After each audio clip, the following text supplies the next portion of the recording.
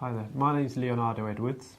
And I'm Iolanda Menino. And what happened is on the 1st of February, we had our baby boy born. And now, unfortunately, the social service from this country has taken our baby from us. So now we are trying to do everything that we can. And now some attention from you guys is what we require. I was not very keen to have a home, first of all, but because everything went fine and the experience of many other people, they are actually much better than in hospitals.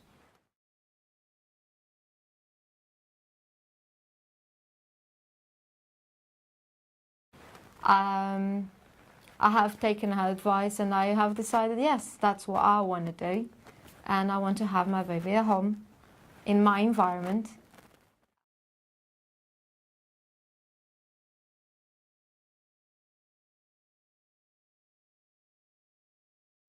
The contractions, they started. We call doula. We have set up the pool at home.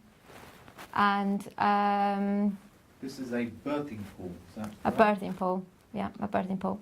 Our partner called the labour line, and unfortunately, they said that they were not available. So after 6 hours of labour, there is then now when a midwife turned up, Carol Stone, and was exactly 10 minutes before my baby born. So Santiago born at 3:55 a.m. The serenity of the room. It was very peaceful, very nice and beautiful. The labour went very nice, the baby came out, I cut the cord, put the baby on the breast. But this midwife, her energy or whatever, she changed the serenity to like stress. Yeah. I'm a cardiac physiologist and I have been educated how to deal with patients. And this person was not in any way professional. And I can say that because I'm not expecting to be in labour and having a nurse turning up and saying that I'm quite concerned where I left my car and that I might get a car ticket. Parking ticket. Can I pause for a minute? Yes. So if we can go straight to the facts, and I'm so sorry to be clinical about it, because from what I heard is that you're saying the midwife was more concerned about getting a parking ticket as opposed to attending the job at hand, which is to see that the baby is born safely and that you're safe and the baby's safe. Is that what you're saying? That's exactly that. I do remember to ask her.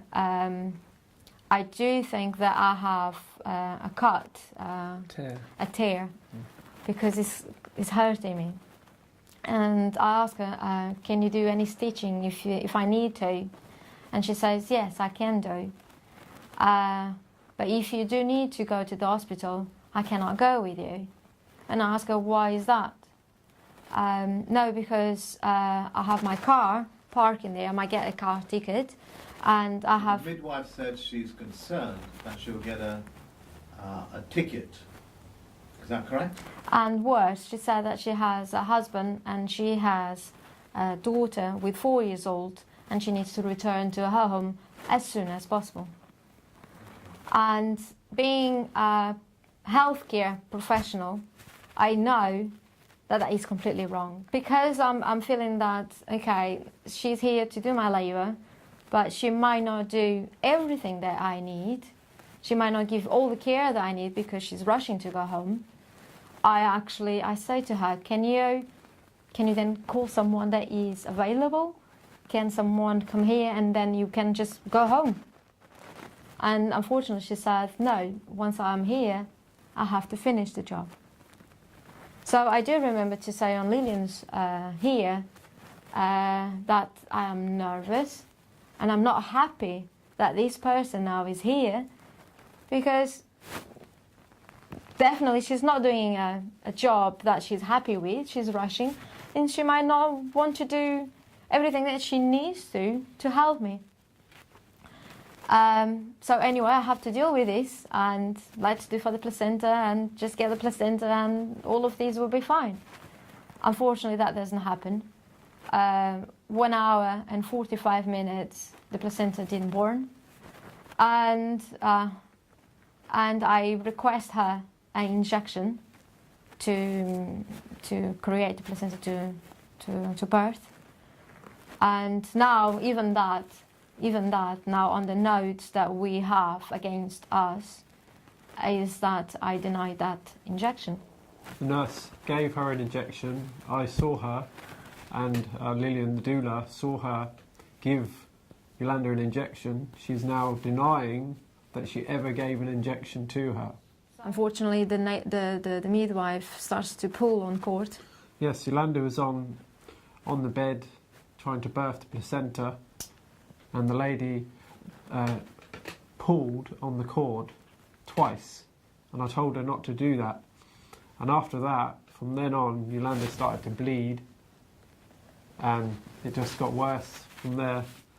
The midwife called the paramedic, called the ambulance set, and they were paramedics, and they came in.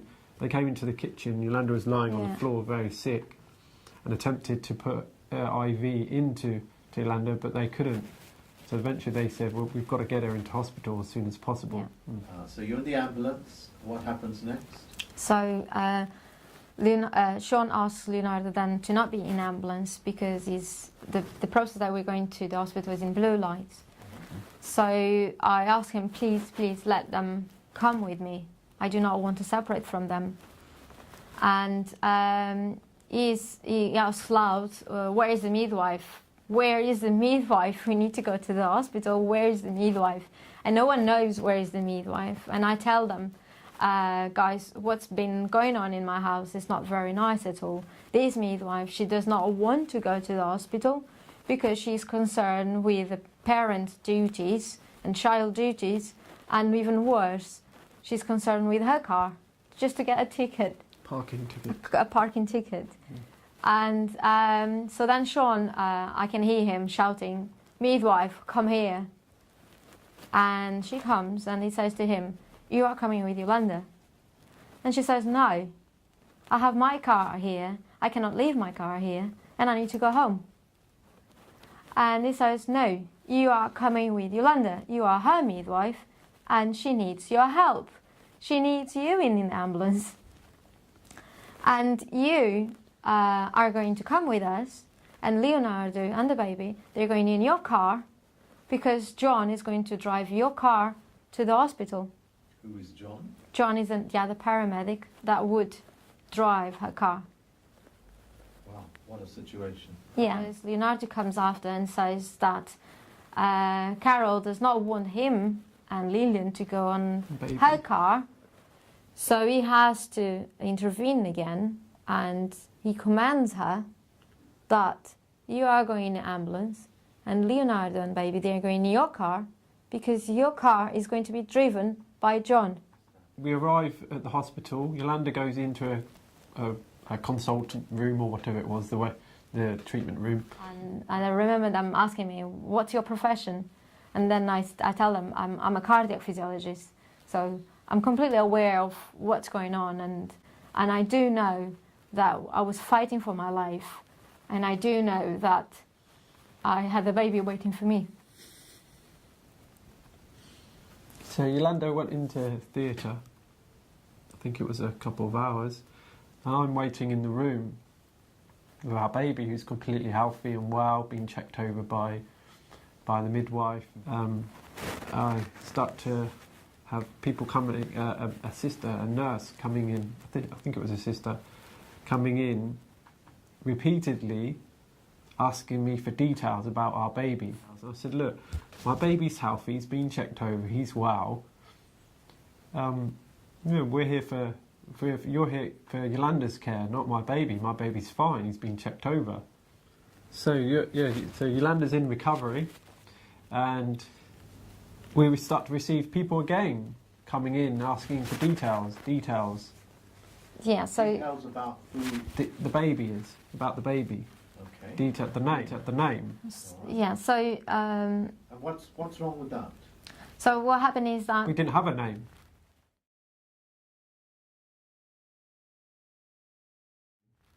But she keeps coming in the room every 5 minutes, every 10 minutes, always with the same question. Which is? Did you decide your baby's name already? Do you have a name already? What's your baby name? Are you saying this nurse kept on coming into the room, insisting that you give a name to the baby, and she wants to know the name of the baby? I would tell harassing. Okay, so she was harassing you. Yes. And how many times did this happen? This was so many times that I said, okay, guys, please stop with this. Otherwise, even in the situation that I am, I will leave the hospital. I'm so tired and sick of this conversation that if you do not stop, I will leave the hospital. And I was still in recovery. I almost died like 1 hour before, a couple of minutes before. So I have blood pressure, I have pulse, I have needle here, needle there. I'm full of things. So they keep coming in the room to measure the blood pressure, to measure these. And every time they would do it, they will ask, do you have your baby name already? Have you decided already? Constantly harassing you is what I'm getting from you, that you should give a name to the baby and you should give that name to the hospital. Yes. Later on we'll explore why this is quite important for the hospital.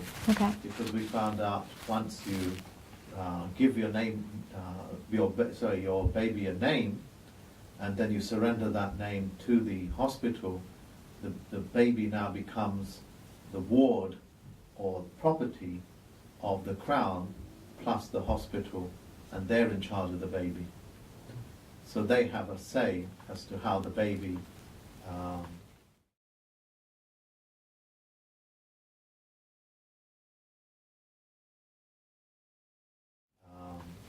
what happens to the baby next.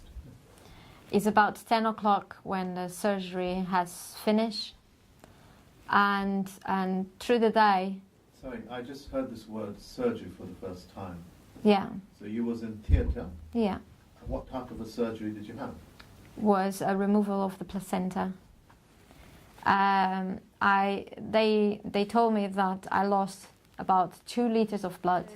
There is a light in the room, and we asked quite a few times how to switch the light off the room, and no one knows how to switch the light off. So I'm exhausted by the labour, and I'm exhausted by the surgery and everything that has happened, and I definitely want to sleep. This person, she's in a green uniform, so I suppose that she's a sister or a I don't know, midwife or sister, I don't know. And she comes in between, she comes without saying anything, without saying that I'm going to do this or I'm going to do that. She comes in the room, and in between my bed and my partner's bed, she comes very near me, I would say in my private space, and she leans towards me, and she has both hands on her back, and I found that quite intimidating or intimidating, yes, I would say intimidating, very uncomfortable, and my baby starts to cry.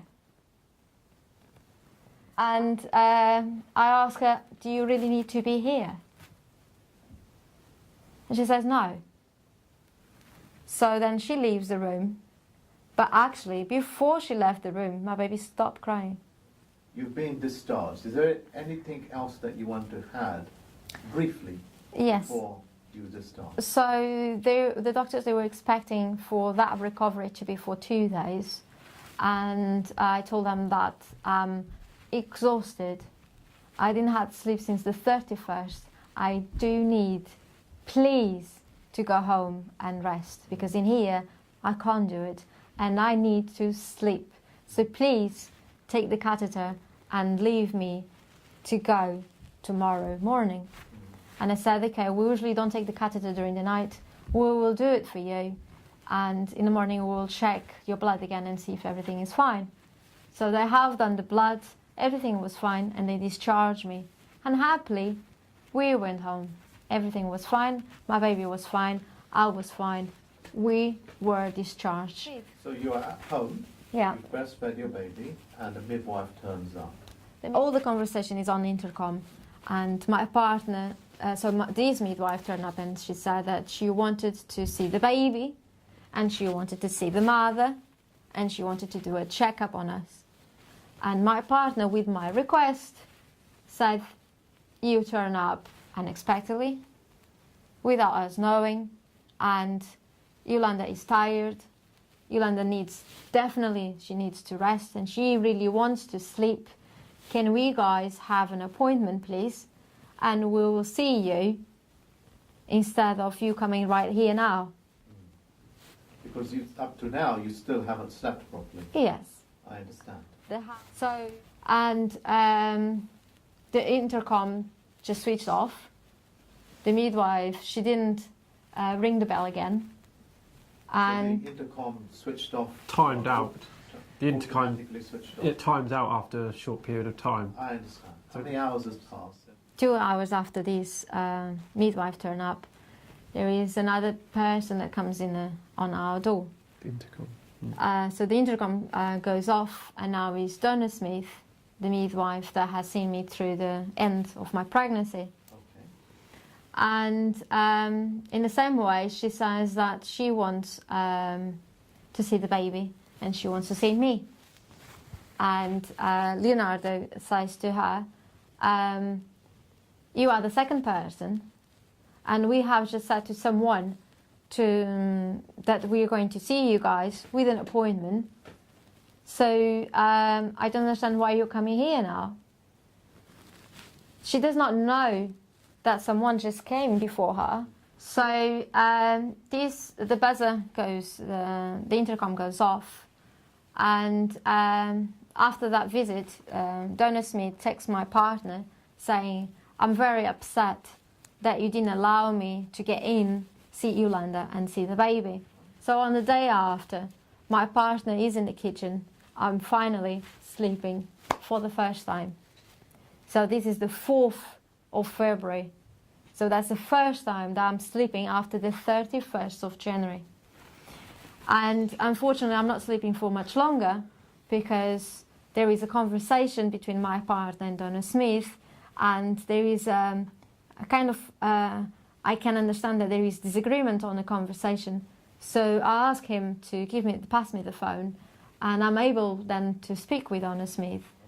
This is a conversation over the phone where she says to me, I'm sorry that I turn up not being expected, but most of the people, when I go to see them, they are happy to open the door.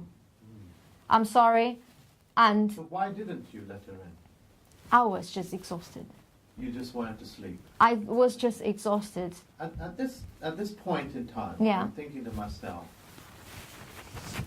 you are from a different country, are you not? Yeah, I'm from Portugal. And I'm thinking to myself, you're also a healthcare professional. Yes. And the customs of this country may not necessarily apply to the customs of your country, and that the job that you occupy, you may not be fully aware of how the midwifery service works. Yes, Yeah. not at all. Am I reading too much into this? In Portugal, we have babies, and if our babies they are sick, we go and see the pediatrician. We go to our doctor. We never have visits from them in our place. Okay, so this is kind of unusual for you. Completely. All right. Because I'm sitting here thinking to myself, well, I know how this, the system of midwifery works, is that the hospitals will just send out the nurses, the midwives, without appointments, and it's expected that the mothers would open the door. It's expected of them. Yeah. So, of course, you wouldn't know that. That's what I'm thinking to myself. Okay. Yeah. What about you, Leon? Surely you would have known that they can come in, they can ask to be come in anytime they want. Well, I do not know the whole system of midwifery myself. This is my first baby. Okay. I'm learning on the job, as it were. All right. So, with how Iolanda doesn't know these things, and I don't really know. We're sort of just taking it as it comes kind of thing. You are new parents, We're new and parents, you're yes. enjoying a baby, and all you want to do is just be left alone for a little while, and the baby to sleep. I'm thinking to myself, with the midwives, they just want to check you out. Yeah. They want to see that you're okay and the baby's okay. Yeah. Yes. But there's definitely cross wires here, Yes. and there's definitely customs. And of course, you're not familiar with how the system works because you are a father. Yes. Never had a child before, never had experience in that sector, as it were. Mm. Sorry about the word sector. I can't find a better word for it. Mm. Yeah, so I have requested an appointment, and she tells me that, unfortunately, I'm not available on the 5th. I said to her, okay, fine, so when are you available? And she told me on the 12th of February. 12th of February is A week later. on a week later, so it's 2 weeks after my baby born. I have never had this midwife saying, Iolanda, 12th of February is too late. The baby is going to be already 2 weeks, and there is procedures in this country that we need to do. We need to see the baby as soon as possible. She never said anything like that. And now I have peace of mind because my baby has a schedule for the 12th to see the midwife. But what about your own common sense? Surely you would know some professional need to check both of you out because you've had surgery, baby's born, check weights. Yeah. Surely that common sense Yeah. says that you need to go and see a midwife or make some appointment to see if everything's okay. I can tell you that there is common sense, but I can tell you as well that now there is no common sense. I'm sleep deprived, I have a new baby, I'm having a new life, I'm worried about breastfeeding, about washing my hands before breastfeed, washing my hands after breastfeed. I'm concerned about washing my breast before give the breastfeed. So I'm not worried now that when he's going to be sick because my baby is well and is fine. So you're kind of consumed with the Completely. wanting to look after the baby. Completely. So I have an appointment to see this midwife, and I'm sure if there is any urgency to see the midwife or to see the doctor, I'll bring my baby. But that is not now on my head. I would say that's common sense, Yes. definitely, because if you know there's something wrong, you would go and ask Yeah. for help. Yes, whoever obviously. it is. That I understand. Okay, so So that appointment has been arranged on the 4th of February. For the 12th. Yes, 4th February is the Thursday, and that when the conversation with Anna Smith was done. So we are peace of mind. We think that everything is fine, and let's enjoy the baby. Unfortunately, that didn't happen. Friday, 5th of February, we have a doctor turning up on a buzzer. We need to come. And the way that this doctor spoke, I can only describe it that was not professional. On the intercom, what she said was, I want to see your baby. Let me get in. okay. I'm completely scared by her words. I'm completely astonished with these words. I don't find that the way she is speaking is as a normal person or even as a doctor. Two very distinctive things here. Yeah, Her language is not. The dominant language is definitely not English. yeah, So she can be forgiven for mispronouncing. She can be forgiven for misusing words. But what you're saying is that I'm putting words in your mouth, and you need to yeah, agree with it or disagree with it.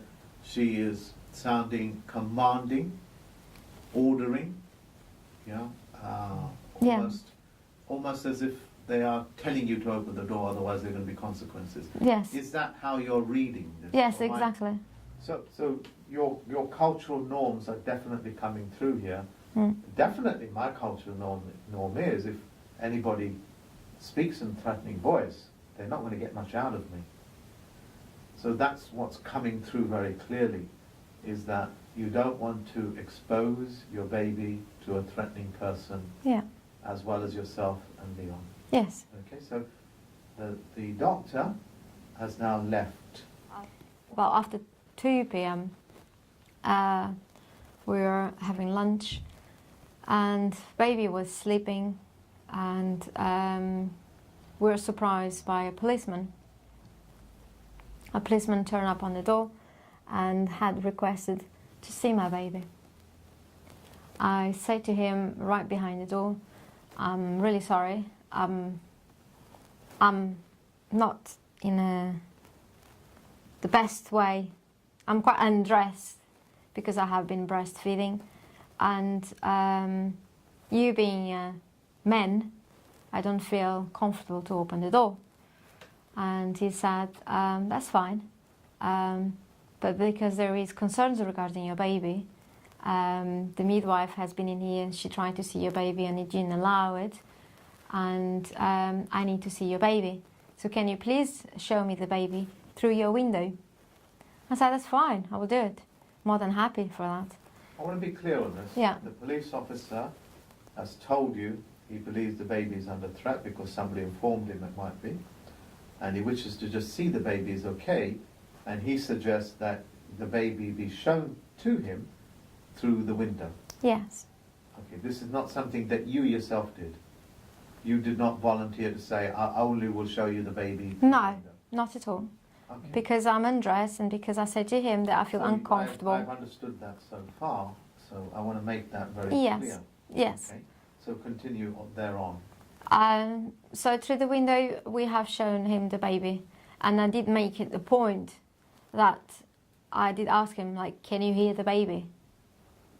And he said, "No, you cannot hear the baby because the baby is sleeping, and the baby is sleeping because the baby is fine. So I don't understand what is going on. What's the alarm? Why this doctor turned up on such behaviour?" Where are you speaking now? At the window? Yes. Okay. And he says to us that, "I don't know why I'm here. I don't understand why I'm here. Your baby's fine, and they are concerned with your baby." And we said, "I don't know. I don't really know what's going on in here. I have an appointment for the 12th of February. I have the phone number in here. You can confirm that with the midwife. Her name is Donna Smith. And we're going to see her at 10:30 a.m. on the 12th. So I don't know now what's going on."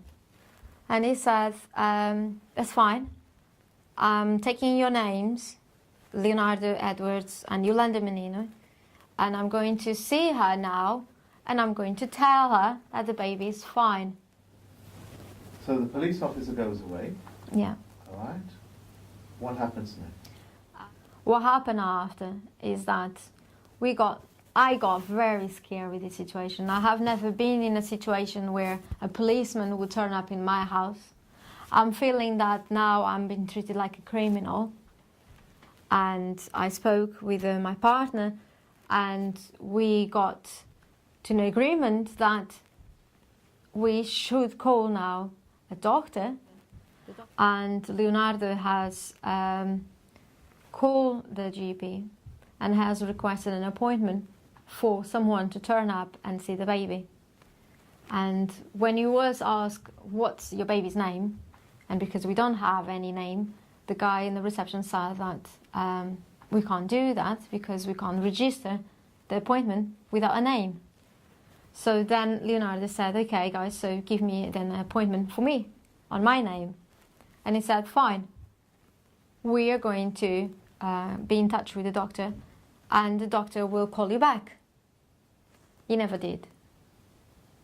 So whilst we are waiting for a call back from the GP, that never happened, then we are in touch with our friend Lillian, saying to her that there is police involved and there is many people calling, has been trying to come on our door, and we are scared to death about what's going on. And then so she says to us then, "Okay, let's try to get as soon as possible a private midwife that will check the baby, and then we'll share that information with them, saying that everything is fine." We go in the taxi and we go to Lillian's house. Now, we know that what is written on the notes is that we run away. Absconded is the word. That we absconded. So the paperwork you're referring to is the statements that somebody had made officially Yeah. that you have absconded. Yes.